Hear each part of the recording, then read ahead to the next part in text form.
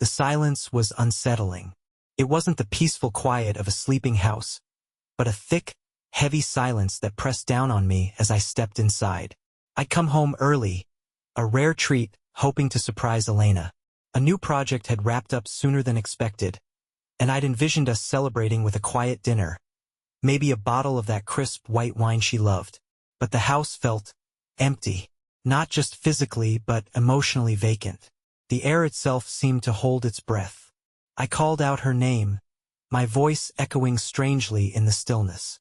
No response. She wasn't usually this quiet, even when engrossed in work. I wandered through the downstairs rooms, a growing unease tightening in my chest. Everything was in its place, or so it seemed at first glance. The framed photos from our trip to Italy still smiled down from the hallway wall.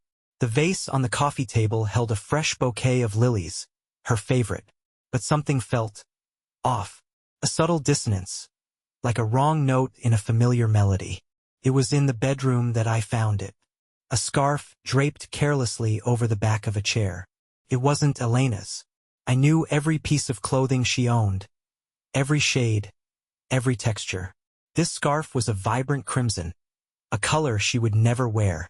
Felt foreign, alien, like an intrusion. I picked it up, the silk cool against my skin. A faint, unfamiliar scent clung to it, something musky and subtly sweet. My stomach clenched. I felt a coldness spreading through me, a dread that seeped into my bones. I tried to rationalize it. Maybe a friend had stopped by while I was out. Maybe Elena had borrowed it. But the explanations felt flimsy, unconvincing. The scarf lay there, a stark, crimson accusation. I tossed it back onto the chair, my hands trembling slightly. I needed to find Elena. I needed to hear her voice, to see her face, to dispel this growing sense of dread. I checked her usual haunts. The kitchen, where she often experimented with new recipes. The small study where she worked on her freelance writing. The garden, her sanctuary, where she tended her roses with meticulous care. But she wasn't in any of them. The house remained stubbornly silent, holding its secrets close. I went back to the bedroom, the crimson scarf mocking me from the chair. I felt a strange compulsion to search, to find some other clue, some other piece of this unsettling puzzle. I opened her closet, the scent of her perfume swirling around me, a bittersweet reminder of what we had. I sifted through her clothes, my fingers brushing against the soft fabrics. And then I saw it. A small, intricately carved wooden box tucked away on the top shelf. I didn't recognize it. Elena wasn't one for trinkets or keepsakes. I took the box down, my heart pounding in my chest. It was locked. I found a small hairpin on her dresser and carefully picked the lock, my hands clumsy with a mixture of fear and anticipation. Inside the box, nestled on a bed of faded velvet, was a small, sleek laptop. Not her work laptop. This was something else. Something hidden. My blood ran cold. I knew, with a sickening certainty, that this was the source of the unease that had been gnawing at me all evening. This was where the silence came from. This was where the truth, whatever it might be, was waiting. The laptop was cool to the touch, its smooth surface reflecting the dim light of the bedroom. I hesitated for a moment, my hand hovering over the power button. A part of me, a naive, hopeful part, wanted to leave it alone, to pretend I hadn't found it, to preserve the illusion of normalcy, however fragile it might be. But I knew I couldn't. The silence in the house had become a suffocating weight, pressing down on me, demanding answers. I pressed the power button. The screen flickered to life, displaying a login page. Elena's name was already pre-filled in the username field. A wave of bitterness washed over me. It felt like a betrayal in itself, this hidden device, this secret life she had apparently been leading. I tried a few obvious passwords, our anniversary, her birthday, our dog's name, but none of them worked. She had been careful, deliberately secretive. A sudden thought struck me. I remembered a conversation we'd had months ago about online security. She'd mentioned using a password manager, a program that generated and stored complex passwords. I vaguely recalled her mentioning the name of the program.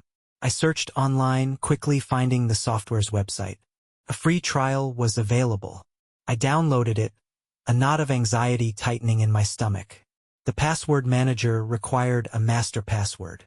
I racked my brains, trying to remember if she'd ever mentioned it. Then, another memory surfaced. A silly game we used to play, creating passwords based on inside jokes and shared memories.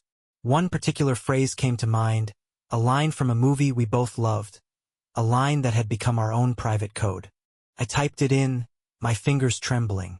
The password manager unlocked. A list of saved logins appeared on the screen. Email accounts, social media profiles, online shopping sites. And then I saw it. A link to a website I didn't recognize, labeled simply as private forum. My heart pounded in my chest. I clicked on the link.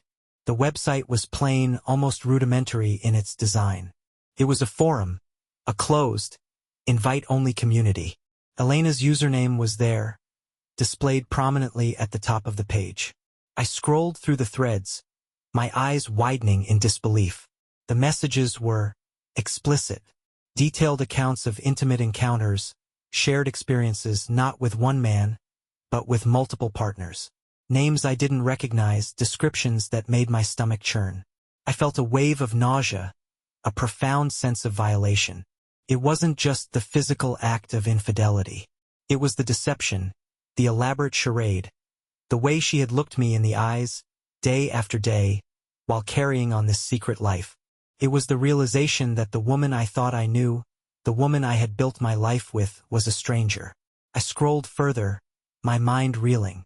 The messages went back months, detailing rendezvous in hotels, stolen moments in empty apartments, whispered conversations filled with a raw, undisguised passion.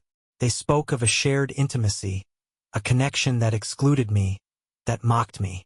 I felt like an intruder in my own life, a spectator to a play I wasn't meant to see. I closed the laptop, my hands shaking. The silence in the house had taken on a new dimension. It wasn't just empty anymore. It was filled with the echoes of their laughter, their whispers, their shared secrets. It was a silence that screamed of betrayal. I looked around the bedroom, the familiar surroundings suddenly alien, tainted. The photos on the wall seemed to mock me, the smiling faces frozen in a moment of happiness that now felt like a cruel joke. I felt a coldness spreading through me, a numbness that threatened to consume me. I didn't know what to do, where to turn. I only knew that my life, as I knew it, was over. The initial shock gave way to a searing rage, a burning fury that coursed through my veins. I wanted to scream, to break things, to inflict pain. I wanted to confront Elena, to demand answers, to see the fear in her eyes. But the anger was quickly replaced by a chilling calm. A cold, calculating resolve settled over me. I wouldn't give her the satisfaction of a scene. I wouldn't let her see the devastation she had wrought. I sat there for a long time, the laptop closed on the bed beside me, its presence a heavy weight in the room. The silence was no longer oppressive. It had become my ally, a blank canvas on which I could begin to paint my own picture, my own response to this betrayal. I would not be a victim. I would not be the fool, left to pick up the pieces of a shattered life. I would take control. I would make them pay. But how? The question hung in the air, heavy and unanswered. The traditional responses seemed inadequate, almost pathetic. A messy divorce, a public confrontation, a futile attempt to salvage some semblance of dignity from the wreckage. No, that wasn't enough. It wouldn't even begin to touch the depth of the betrayal, the calculated cruelty of her actions. I thought about the forum, the messages, the other people involved. They weren't just faceless names on a screen. They were real people with lives, with families, with secrets of their own. Elena had chosen them, had shared herself with them, had built a world that excluded me. And in doing so, she had given me the key to their destruction. A plan began to form in my mind, vague at first, then slowly taking shape, solidifying into a cold, hard resolve. I wouldn't simply punish Elena. I would dismantle her world, piece by piece, carefully and deliberately. I would target each person in that forum, exploiting their weaknesses, their vulnerabilities, their deepest fears. I would turn their own secrets against them, unraveling their lives with the same meticulous care that I brought to my architectural designs. I opened the laptop again, my fingers moving purposefully across the keyboard. I started with the forum, creating a new account, a ghost identity that would allow me to observe, to gather information, to become a silent observer in their twisted little world. I studied their profiles, their posts, their interactions. I learned their names, their professions, their habits. I became a student of their lives, a shadow lurking in the digital corners of their existence. As I delved deeper, I began to see patterns, connections, vulnerabilities. Mark, the fitness instructor, was hiding a crippling gambling addiction. Sarah, the social media influencer, was obsessed with her online persona, her carefully curated image. David, the businessman, had a secret penchant for illicit activities, carefully hidden behind a facade of respectability. And Elena, the writer, the wife, the woman who had shared my life, was driven by a desperate need for validation, for attention, for a sense of belonging that she clearly hadn't found with me. I closed the laptop, a grim satisfaction settling in my gut. I had my targets. I had my weapons. The game had begun. The next few weeks were a blur of activity. I moved through my days in a daze, going through the motions of my work, my social obligations, my life. But beneath the surface, a cold, calculating machine was whirring, meticulously gathering information, plotting, planning. I became a ghost, a shadow, observing the people in Elena's forum, learning their routines, their weaknesses, their deepest fears. I spent hours online, scouring social media, public records, anything that could give me an edge. I hacked into their email accounts, their online banking, their private messages. I felt a thrill, a perverse sense of power, as I delved into their lives, uncovering their secrets, their vulnerabilities. I was the architect of their downfall, and I relished every detail. Mark, the fitness instructor, was the easiest target. His gambling addiction was a gaping wound, a weakness I could exploit with surgical precision. I tracked his online betting activity, his mounting losses, his desperate attempts to recover his debts. I learned about his bookie, a shady character operating in the city's underbelly. A few anonymous tips, a carefully crafted email, and Mark's world began to crumble. Sarah, the social media influencer, was a different challenge. Her life was a carefully constructed facade, a digital performance designed to attract followers and sponsorships. I needed to shatter that image, to expose the shallowness, the desperation beneath the surface. I created fake accounts, fabricated scandals, spread rumors. I watched as her follower count dwindled, her sponsorships evaporated, her carefully crafted world imploded.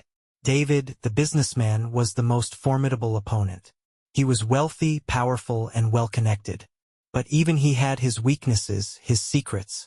I dug into his past, uncovering a trail of shady deals, questionable business practices, and carefully hidden indiscretions.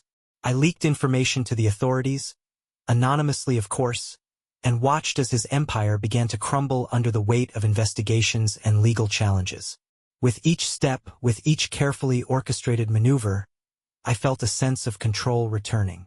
The helplessness, the despair that had threatened to consume me, began to recede. I was no longer the victim. I was the puppet master, pulling the strings, orchestrating their downfall. And with each victory, with each carefully calculated blow, the anticipation for the final act, the confrontation with Elena, grew stronger. Mark's downfall was swift and brutal. The bookie, a man named Victor with a reputation for violence, didn't take kindly to unpaid debts. I'd learned that Victor had a particular fondness for old-fashioned methods of persuasion, methods that involved broken bones and late-night visits to secluded warehouses. I'd also learned that Mark had a wife, a young son, a picture-perfect suburban life he was desperate to protect. I didn't need to do much. A few anonymous phone calls to Victor, a carefully worded email with details of Mark's online gambling accounts, and the wheels were set in motion. I watched from the shadows as Mark's life spiraled out of control. The missed payments, the frantic calls, the growing desperation in his eyes. He started making mistakes at work, his performance slipping, his clients complaining. His wife, oblivious to the true extent of his problems, grew increasingly concerned. Then came the threats.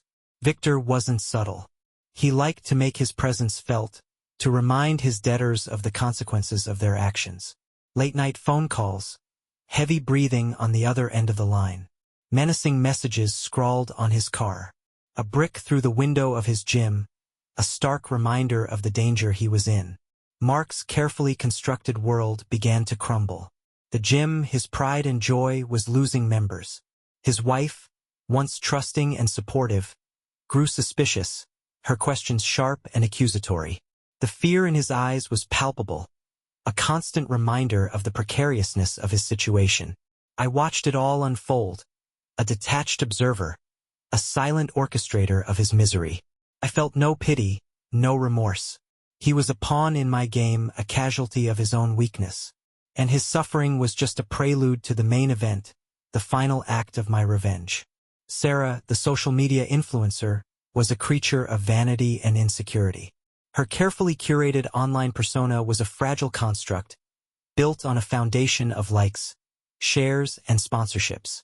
She lived for the validation of strangers, the fleeting affirmation of her beauty, her lifestyle, her carefully crafted image. I knew that stripping her of that validation would be like taking away oxygen. I started subtly, planting seeds of doubt in the comments section of her posts, questioning her authenticity, her motives. I created fake accounts, posing as disgruntled followers, former friends, even ex-lovers, each one chipping away at her carefully constructed facade. I fabricated stories, spread rumors, amplified any negativity I could find. Then came the scandal. I created a fake email account, posing as a disgruntled employee of a company she had recently partnered with.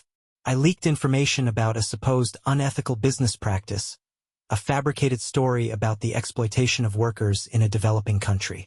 I timed the leak perfectly, ensuring it coincided with a major social media campaign she was running. The backlash was swift and brutal. The hashtag #SarahExposed started trending. Her followers turned on her, their adoration replaced with outrage and condemnation. Sponsorships were withdrawn, contracts canceled. Her carefully curated world imploded, the digital applause replaced by a deafening silence. She tried to fight back, to defend herself, but the damage was done. The internet, once her playground, had become her judge and jury. The more she protested, the more desperate she seemed, the more her credibility crumbled. Her carefully crafted image, the source of her power and validation, was shattered beyond repair. I watched her descent with a cold satisfaction. Her desperation was palpable, her fear almost tangible. She was drowning in the digital abyss she had created, and I was the one who had pulled the plug. Her suffering was a testament to my power, a validation of my plan. David, the businessman, was a different beast altogether. He was used to operating in the shadows, his wealth and influence shielding him from scrutiny. He had a network of contacts, lawyers, fixers who could make problems disappear. But even he had his weaknesses, his secrets, his carefully hidden vulnerabilities. I started by digging into his past, tracing his rise to power, the deals he had made, the compromises he had accepted. I uncovered a pattern of questionable business practices, shady investments, and carefully concealed illegalities.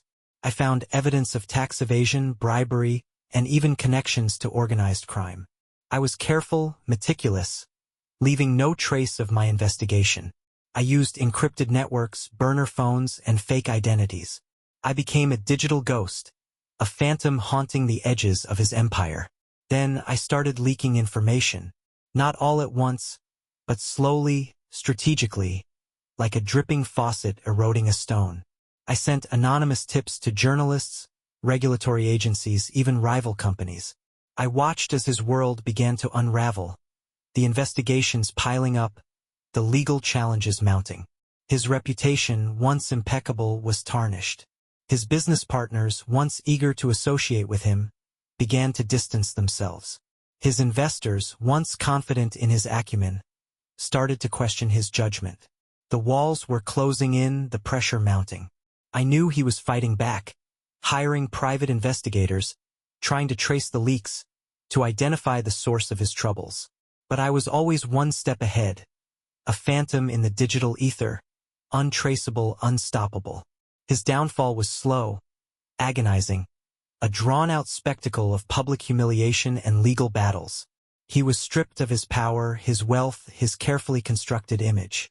He became a pariah, a cautionary tale of ambition and corruption.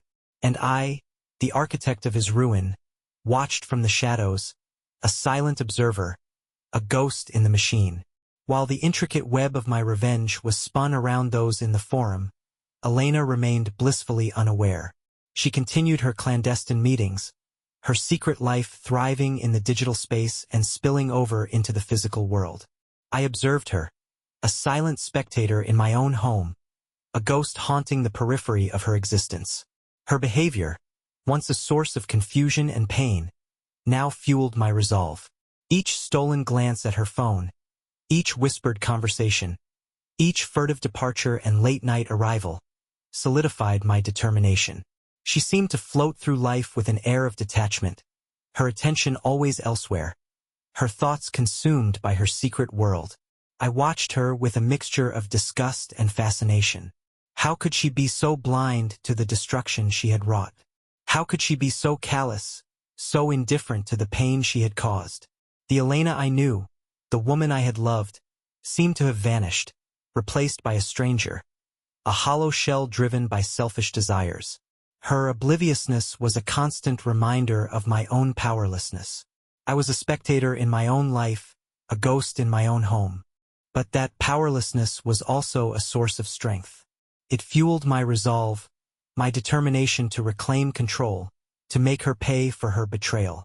I continued to observe her, gathering information, studying her routines, her habits, her vulnerabilities. I learned about her work, her colleagues, her ambitions. I discovered her insecurities, her fears, the cracks in her carefully constructed facade. And with each discovery, my plan grew more intricate, more insidious, more perfectly tailored to her destruction. The time for subtlety was over. The time for direct action was drawing near. And I, the architect of her downfall, was ready to strike. Through the forum, I had discovered a common thread that bound this group together, a shared vulnerability that lay beneath their seemingly confident exteriors, a deep-seated fear of isolation. They craved connection, validation, a sense of belonging. It was this fear that I decided to exploit, turning their own desires against them. I started subtly, planting seeds of discord, amplifying existing tensions. I used different online personas to sow mistrust, creating the illusion of betrayals and hidden agendas. I manipulated conversations, twisting words, highlighting differences, fueling their insecurities. I watched as the group dynamic began to shift. Suspicion crept in, replacing camaraderie. Conversations became strained, filled with veiled accusations and thinly disguised hostility. The once close-knit community started to fracture, each member retreating into their own private world of doubt and fear. Mark, already reeling from his financial troubles, became increasingly paranoid, convinced that the others were somehow responsible for his misfortune. He lashed out, accusing them of betrayal, of abandoning him in his time of need. Sarah, her online persona shattered, turned on the others, seeking someone to blame for her downfall. She accused them of jealousy, of sabotage, of secretly reveling in her misfortune. David, his empire crumbling, became withdrawn and suspicious, convinced that there was a traitor in their midst, someone leaking information to his enemies. He began to isolate himself, cutting off communication, trusting no one. And Elena, sensing the shift in the group dynamic, became increasingly anxious, her need for validation morphing into a desperate clinginess. She tried to hold the group together, to mend the fractured relationships, but her efforts only seemed to exacerbate the tensions. I watched it all unfold, a puppet master pulling the strings, orchestrating their descent into chaos. Their fear of isolation was becoming a self-fulfilling prophecy, driving them apart, isolating them from each other, leaving them vulnerable and alone. And I, the architect of their isolation, was ready to deliver the final blow. Elena, my wife, the woman who had shared my life, my bed, my dreams, was the last to fall. I had saved her for last, not out of any lingering affection, but because her punishment had to be the most exquisite, the most devastating. I wanted her to feel the full weight of my betrayal, the icy grip of isolation, the despair of a life unraveling.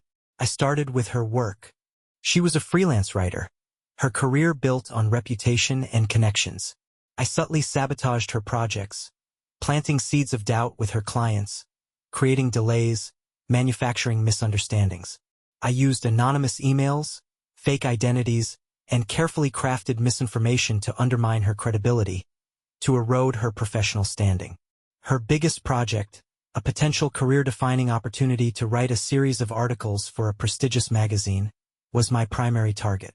I contacted the editor, posing as a concerned reader, and raised questions about her qualifications, her integrity, even her mental stability. I fabricated evidence, forged documents, and spread rumors about her personal life.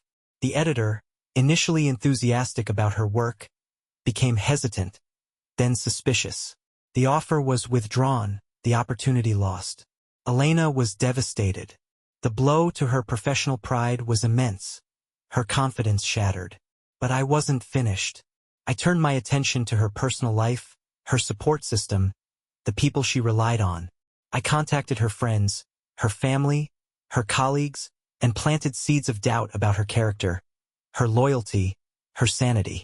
I used carefully crafted lies, half-truths, and subtle insinuations to turn them against her, to erode the trust she had built over years. Her friends became distant, their conversations strained.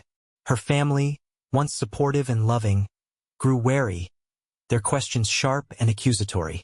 Her colleagues, once friendly and collaborative, became cold and distant, their interactions formal and professional.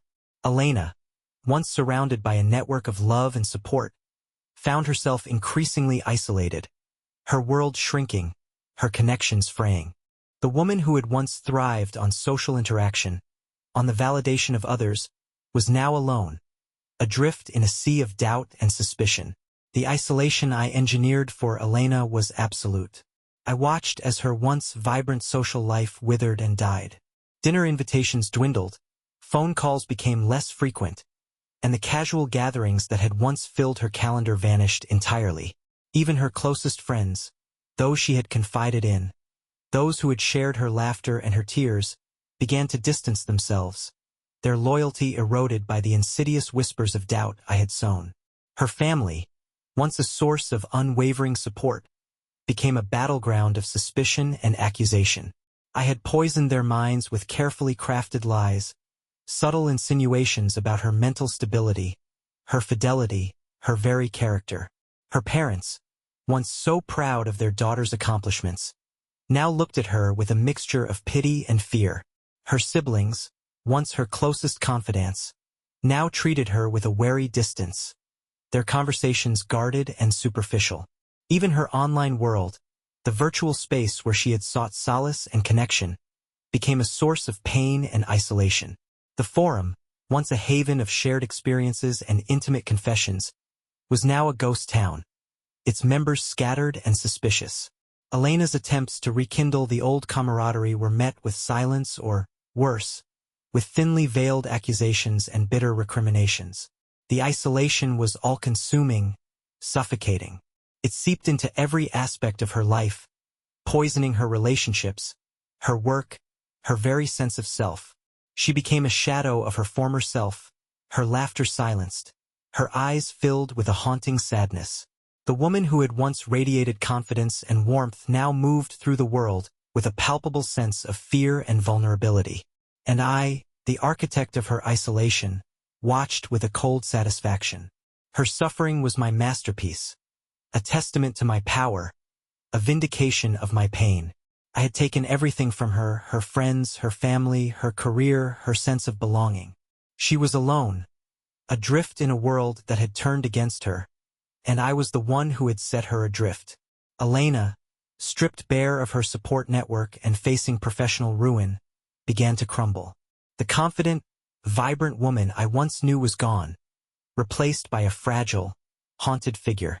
Her eyes, once sparkling with intelligence and humor, were now dull with despair, shadowed by a constant fear that gnawed at her soul.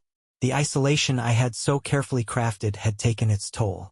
She became withdrawn, suspicious, her once easy laughter replaced by a nervous silence.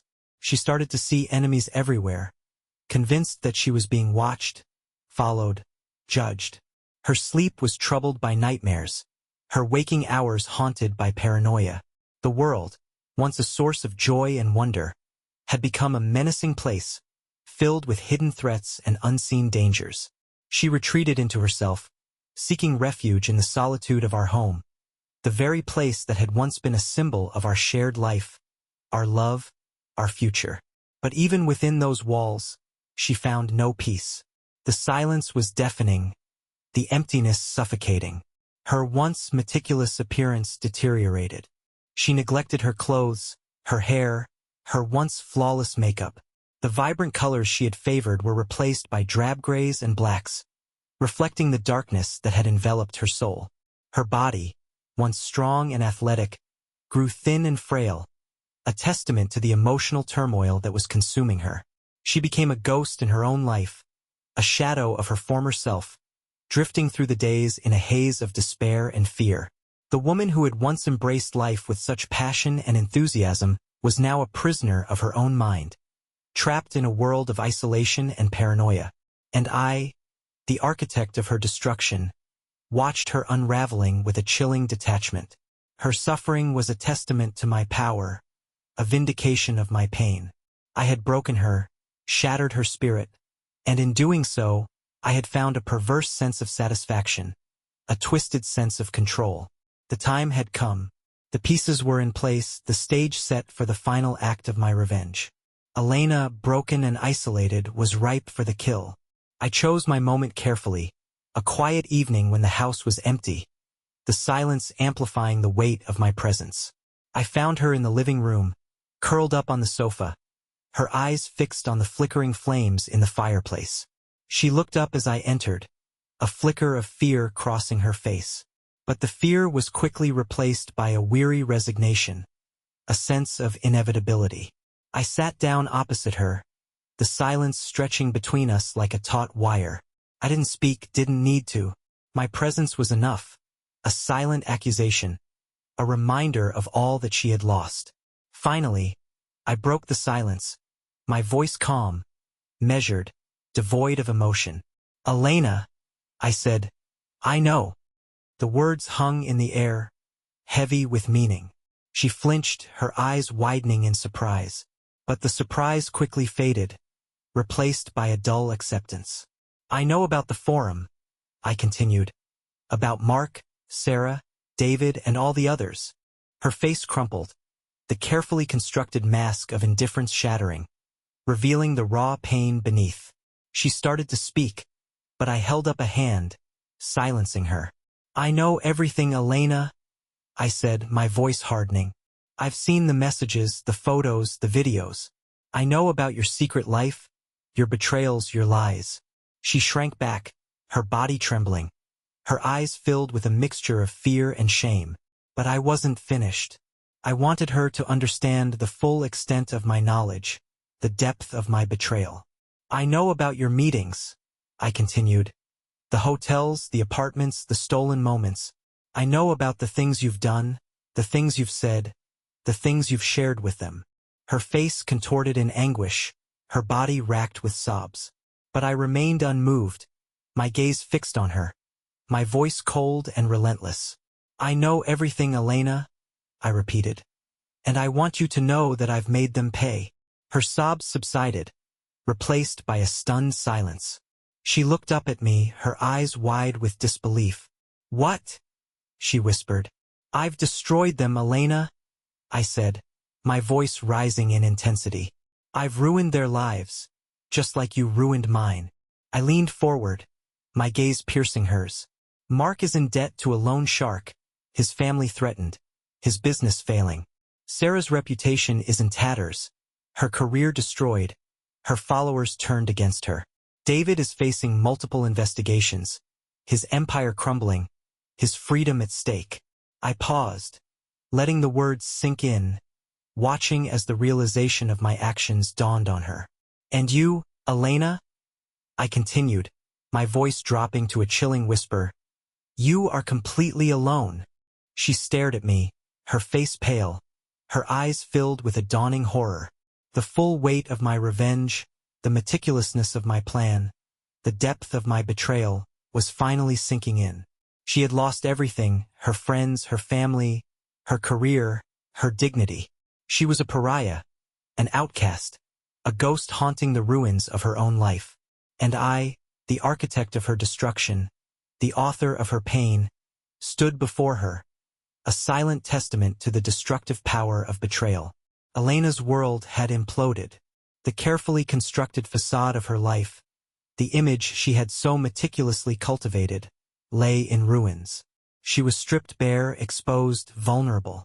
The woman who had once exuded confidence and control was now a shell, a hollow echo of her former self.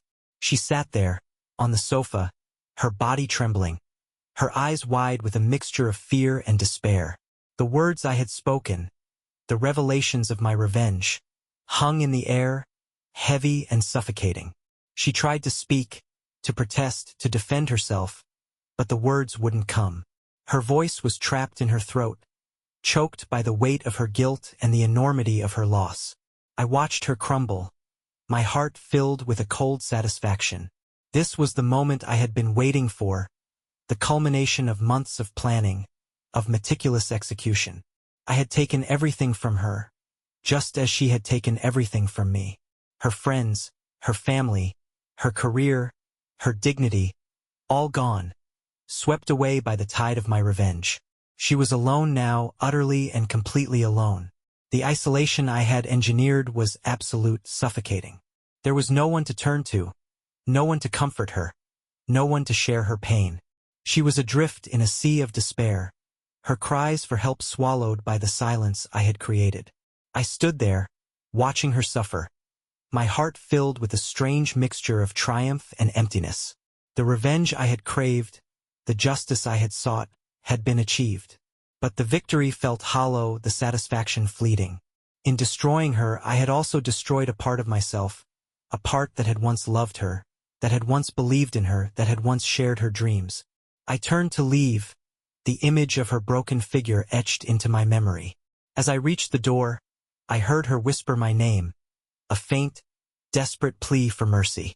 But I didn't stop, didn't turn back. The time for mercy was over. The time for justice had arrived. I walked out of the house, leaving her alone in the darkness, a prisoner of her own making, a victim of my own creation.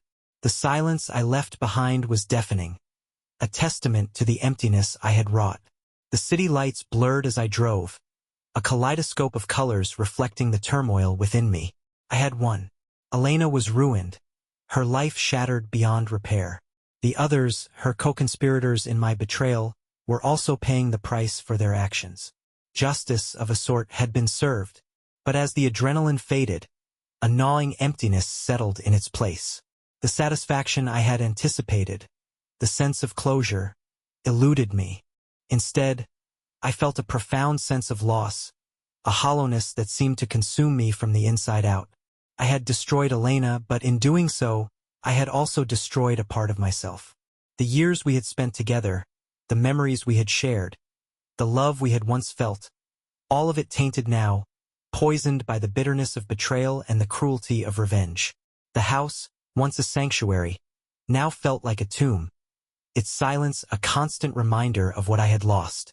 The echoes of Elena's laughter, the warmth of her touch, the scent of her perfume, all gone, replaced by an emptiness that chilled me to the bone.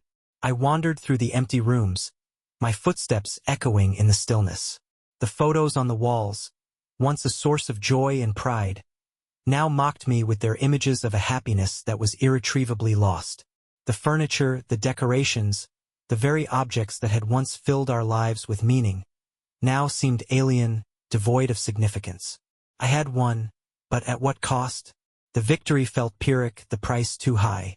In seeking revenge, I had become the very thing I despised, a manipulator, a destroyer, a bringer of pain. The darkness I had embraced had consumed me, leaving me hollow and alone. I looked out the window at the city lights, their distant glow a reminder of the world outside, a world that seemed to go on, oblivious to the wreckage I had created. And in that moment, I realized that my revenge had not brought me closure, but isolation. I was alone now, truly alone, adrift in a sea of emptiness, my victory a hollow echo in the silence of my own making.